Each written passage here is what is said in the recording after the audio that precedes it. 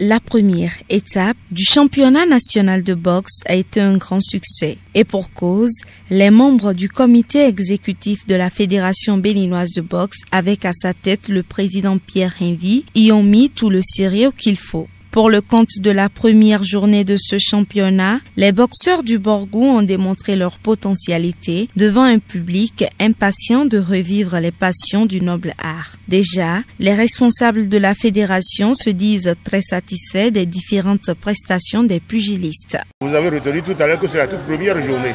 Si je jette un coup d'œil au football, je constate que les premières journées sont souvent saccagées. Mais comparé à ce que j'ai vu ce soir, je constate que j'ai des pugilistes qui sont en forme. Je constate que si la première étape est de ce niveau, déjà supérieur à la moyenne, alors l'avenir augure de très bonnes choses, sincèrement.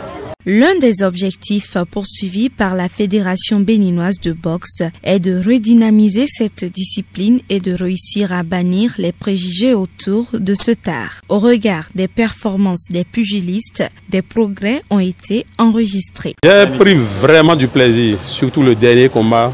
Ça a été une surprise agréable pour moi parce que celui qui a remporté pratiquement un novice, il est un nouveau par rapport à son challenger qui est son doyen, mais il m'a surpris agréablement. C'est à juste titre qu'on note des innovations dans l'organisation de ce championnat national pour le compte de cette nouvelle saison.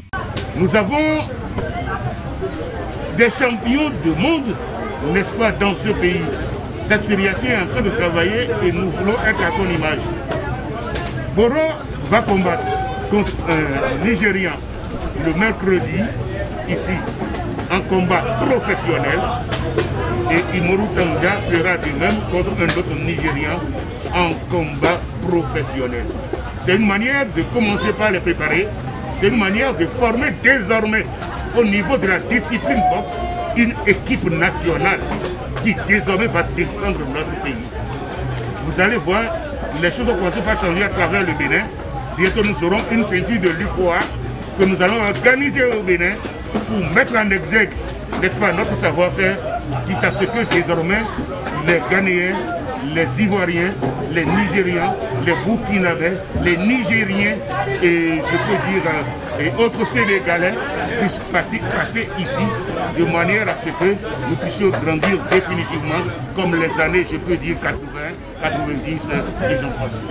Au nombre des innovations de cette année figure l'arrivée d'un expert français en matière de boxe venu mettre son savoir-faire au service du rayonnement du noble art béninois. Il est déjà arrivé au Bénin il y a 2 ans et demi, souvenez-vous, et il avait commencé par faire un certain nombre de formations. Il devait revenir depuis, je peux dire, 1 an et demi par là, mais Dame Covid l'avait retenu chez lui. Et maintenant que Covid semble un peu fatigué, je crois qu'il a choisi de venir pour continuer son travail. Cette fois-ci, nous lui avons dit, vous avez formé des entraîneurs qui ont travaillé avec les pugilistes. Vous êtes tenus de voir le championnat et à travers les résultats, à travers les différents comportements des pugilistes, vous devez tirer conclusion si ce que vous êtes allé, vous étiez arrivé leur inculquer, s'ils l'ont rendu aux enfants, s'ils l'ont rendu aux boxeurs. Au total, le public a eu droit à 3 combats dans 3 catégories, à savoir les catégories plumes, léger et super léger. À l'issue donc des compétitions de cette première journée, Ibrahim de Boxing Club, Samson Dosuyovo de Gezo Club et Aziz Gorozo sont sacrés meilleurs boxeurs de leur catégorie respective. Cependant, chacun des pugilistes ayant croisé les gants ce dimanche est rentré avec une enveloppe financière de la part de la fédération en guise de lot de consolation.